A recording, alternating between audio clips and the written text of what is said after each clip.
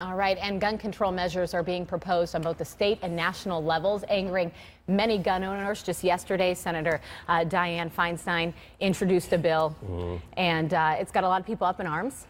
Right. In fact, Pinal County Sheriff Paul Babiou has written this letter that you're looking at now to President Obama. He says the president's push for gun control is an assault on the rights of American citizens, and he says he will not follow any gun law that's created by an executive order from the president that contradicts the Constitution of the United States. He says any such law would actually be unlawful, and neither he nor his department will follow it. Sheriff Paul Babiou joins us live this morning in studio. Thanks for coming on with us. Good morning. That sounds pretty aggressive, right? It does. Well, we've got the letter, and we read it this morning. Great. And in fact, I was kind of reading up on it. If any gun law was actually put through from the federal government, you as a sheriff do not have to enforce it or follow it. Is that true? Well, if it's actually goes through the process, the legislative process, there still may be constitutional questions and concerns that will be addressed all the way up to the Supreme Court. But clearly, this president, Obama, Eric Holder, all of these people who believe that they just can sign an executive order without the legislative process and has the same effect as law is ridiculous. And I, as a constitutionally elected sheriff, she'll not only not enforce it, she'll fight this president, and they're trampling on the Constitution, because this is where we're elected officials, we're trustees of the public trust. This is a republic. And that our Constitution is a sacred document that anybody who's worn the uniform of our country knows you swear an oath to preserve, protect, and defend the Constitution of the United States, stronger than any man or any elected office or any branch of the government. And this is what's being assaulted right now. And so at a time when everybody thinks that, oh, it's the guns or it's the semi-automatic weapons or the size and capacity of magazines, well, there are already 20,000 laws and regulations today in America. And how has that worked? The people who follow the laws are us, law-abiding citizens. Criminals get their names because they break the law. And nearly every one of these cases, including Loeffner, you have mentally ill people who are committing these acts. Why are we not talking and bringing the focus to identifying mentally ill people and suspend their rights? And I said to the president, this is a comparison that we all understand is impaired driving. Many multiple times more people are killed today in America by impaired driving than any amount of people any year from weapons. And so does the president want to take cars away from people?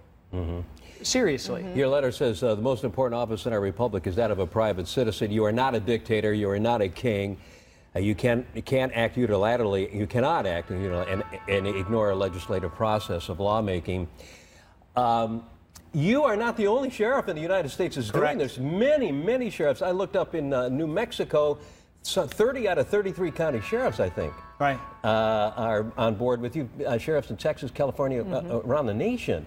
So this is a serious problem. One other thing I wanted to mention, too, is Vice President Joe Biden going to Virginia today to talk about what they're doing on stricter gun laws, but nowhere was it mentioned that he's going there to talk about mental health facilities and caring of the mental health. And that's something that people are overlooking. I read that there are over 70,000 people in this country that were deemed they're mentally ill, that can be harmful to themselves or other people, and they have been deinstitutionalized and put out into society. That's what we've done from the time that I was a young man, and we saw that all across America. They were put back out in society.